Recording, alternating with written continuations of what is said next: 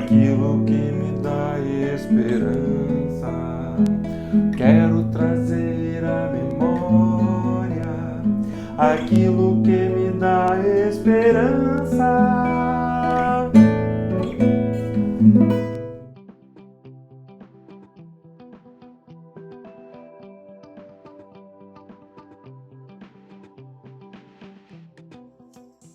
Bom dia, queridos.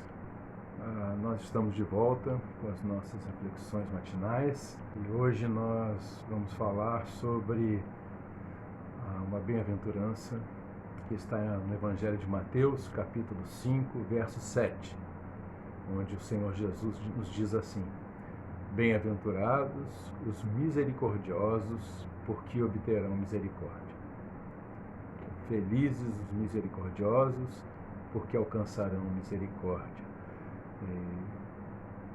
Essa palavra, misericordiosos, ela diz respeito àqueles que têm uma profunda empatia pelos outros, nas suas necessidades, no seu sofrimento.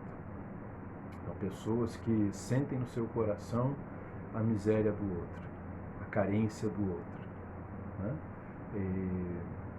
Jesus, em certa ocasião, conforme relatado também pelo evangelista Mateus, o apóstolo Mateus, ele é interpelado pelos fariseus, pelos mestres da lei, quando ele vai jantar na casa de Mateus. Mateus era um publicano, e publicano quer dizer que ele era um coletor de impostos, ele estava a serviço do Império Romano e era visto então pelos judeus como um traidor e também como um corrupto, né? E aí Mateus dá esse banquete, esse jantar para Jesus e seus apóstolos e convida o que para os judeus eram muitos pecadores, né? E outros publicanos para estarem com eles à mesa. E os mestres da lei e os fariseus então os interpelam e dizem, conforme está em Mateus capítulo 9, verso 11, vendo isso os fariseus perguntaram aos discípulos dele: por que o mestre de vocês come com publicanos e pecadores? Ouvindo isso, Jesus disse: não são os que têm saúde que precisam de médico, mas sim os doentes. Vão aprender o que significa isto. Desejo misericórdia e não sacrifícios, pois eu não vim chamar justos, mas pecadores. Então Jesus, ele cita um verso do profeta Oséias, no Antigo Testamento, Oséias capítulo 6, verso 6, diz: vão aprender o que significa misericórdia quero e não sacrifícios, né? E Jesus está dizendo para eles: vão conhecer quem é o Deus de vocês, porque vocês não conhecem, só conhecem essa religiosidade de aparência de vocês, né? E os fariseus, eles só viam o que estava diante dos olhos deles, né? Então eles viam as pessoas como sendo inferiores a eles, como sendo más, como sendo menos justas, né? Como sendo menos santas, menos importantes. E na verdade a gente precisa entender que sempre que alguém tenta diminuir outra pessoa, na verdade é uma tentativa para ser vista como alguém superior. É um problema do seu próprio ego, é um problema da sua própria autoestima. Então ela faz comparações na tentativa de diminuir o outro, para que então ela seja vista como superior. E aqui eles dizem: por que vocês comem com pecadores e publicanos, né? Será que eles também não são pecadores? Existe algum ser humano que não é pecador? Vocês comem com prostitutas, né?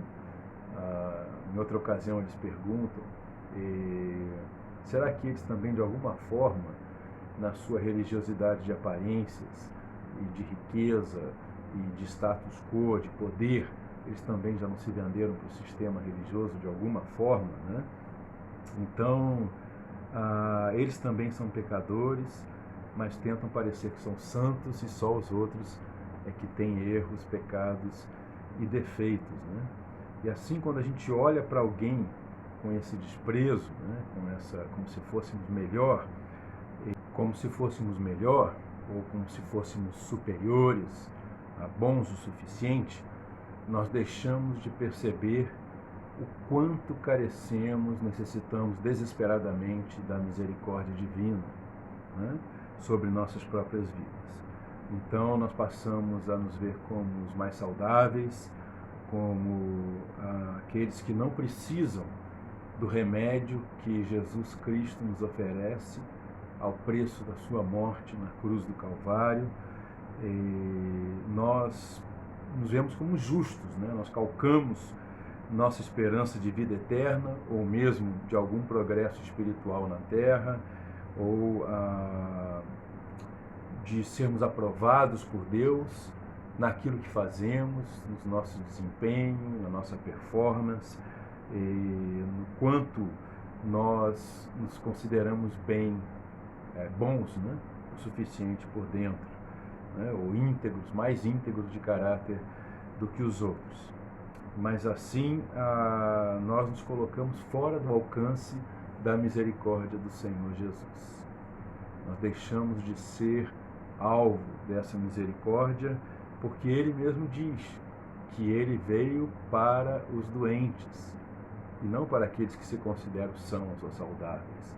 Ele veio para aqueles que admitem no seu coração o quanto são pecadores e carentes da sua misericórdia, né? E não para os justos, né? Ou que assim se veem, né? Ele veio para os doentes da alma, né? Para os desintegrados, para os maus no coração, para os impuros nas intenções e nas motivações, aqueles que admitem sinceramente que têm todas essas coisas dentro de si, né?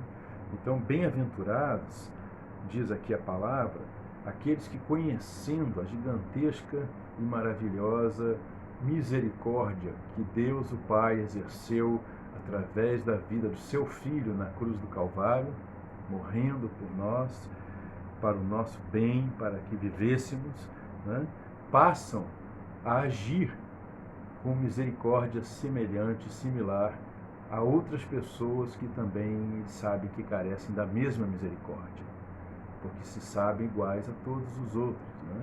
Então eles passam a agir de acordo com a misericórdia que Deus teve por eles. E a Bíblia diz então que esses são felizes, porque esses vão obter misericórdia agora, e vão obter misericórdia ao longo de sua vida, e vão obter misericórdia por toda a eternidade.